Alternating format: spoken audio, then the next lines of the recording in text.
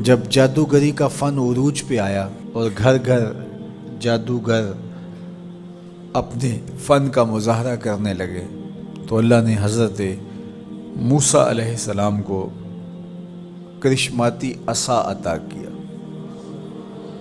جو جادو کے فخر کو توڑ کے رکھ دیتا ہے.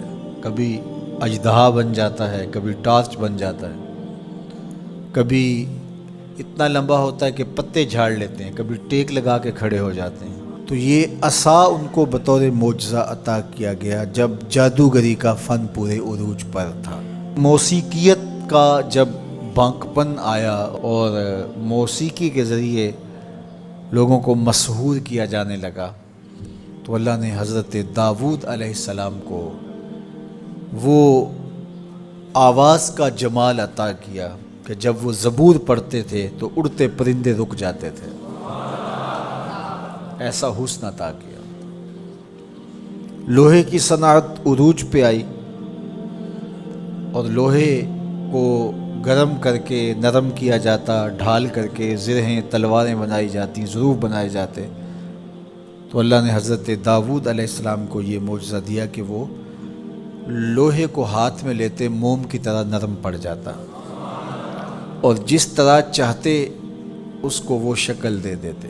طب یونانی جب اپنے مرتبہ کمال کو پہنچتی ہے اور ہر مرض کی تشخیص، تدبیر اور علاج معالجہ دریافت کر لیا جاتا ہے، لیکن 3 امراض کا علاج طب یونانی سے نہیں ہو سکتا ہے. مادرزاد اندھے کی آنکھوں میں روشنی نہیں رکھ سکتے، کوڑی کے جسم کو شفا نہیں دے سکتے، تیسرا ان کے پاس موت کا علاج نہیں ہے. تو طب یونانی کے عروج کے زمانے میں حضرت عیسیٰ آتے ہیں تو ان تینوں مرضوں کا علاج لے کے آتے ہیں. مردے کو ٹھوکر مارتے ہیں، وہ اٹھ کے باتیں کرنے لگ جاتا ہے. کوڑی کے جسم پہ ہاتھ پھیرتے ہیں، اسے شفا مل جاتی ہے. نابینا کی آنکھوں پہ ہاتھ رکھتے ہیں، نور اترنے لگتا ہے. مصر کے کوچہ و بازار میں جب حسن والوں کے حسن کے چراغ جلنے لگے اور ایک سے بڑھ کر ایک حسین دل لبھانے لگا، ان کی عشوہ ترازیاں نیندیں اچاٹ کرنے لگیں، تو اللہ نے حسن و جمال کے زمانے میں حضرت یوسف علیہ السلام کو معجزہ جمال دے کے بھیجا. اور جب ان کے جمال کا، حسن کا چراغ روشن ہوا تو سارے دیے بجھ گئے، اور جنہیں ناز تھا اپنے حسن پہ وہ اپنی انگلیاں کاٹتے ہوئے دکھائی دیتے ہیں. تو ہر دور میں ایسا ہوا. آپ انبیاء کی تاریخ پڑھتے جائیں اور ان کے معجزات دیکھتے جائیں، اور اس دور کا عروج اور بانکپن آپ کو جو ملے گا، معجزہ اس کا توڑ آپ کو نظر آئے گا. جب میرے اور آپ کے آقا و مولا تشریف لائے تو زبان و بیان کا عروج تھا، قرآن دیا گیا. قرب قیامت میں انسانی ارتقاء اور مادی ترقی اور اپالو 11 کے ذریعے چاند پر جانے کی باتیں ہونی تھی اور لوگوں نے مریخ پر جانے کی تیاریاں کرنی تھی. تو اللہ نے اپنے محبوب کو دوسرا بڑا معجزہ معراج عطا کیا کہ دنیا الٹی چھلانگیں بھی لگاتی پھرے، وہاں کسی کا خیال بھی نہیں پہنچ سکتا جہاں محمد عربی کے قدم پہنچ گئے.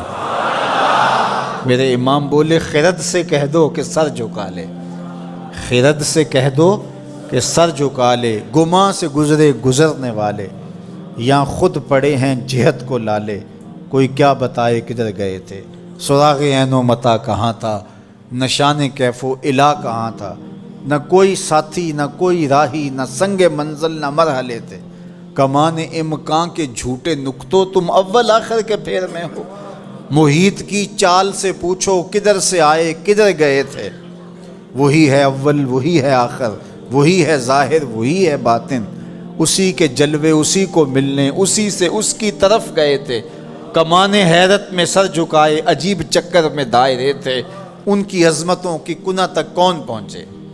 یہاں تو جبریل بھی ہاتھ باندھ کے کھڑے ہیں. جب جبریل نے کہا کہ حضور آگے میں نہیں جا سکتا تو کہا وہی لانے والے اب آنا آگے، جو در دوستی مخلصم یافتی، جب دوستی میں تو نے مجھے مخلص پایا ہے تو پھر راستہ کیوں چھوڑ رہا ہے. تو عرض گزار ہوئے، اگر یک سر موئے برتر پرم، فروغ تجلا بسوزت پرم، لو دنو تو خط وطن لہ ترک تو، اس سے آگے میں بڑھ ہی نہیں سکتا، اگر ایک قدم بھی آگے بڑھوں تو جل کے راکھ ہوتا ہوں۔ تو جہاں جبریل بھی پیچھے رہ گئے، ملائک بھی پیچھے رہ گئے، کوئی فلک تے رہ یار گیا، کوئی جا سدرہ تے ہار گیا، ایک کالیاں زلفاں والا سی جڑا عرش تو بھی لنگ پار گیا، کوئی حد ہے ان کے عروج کی بلغ العلا بے کمالے۔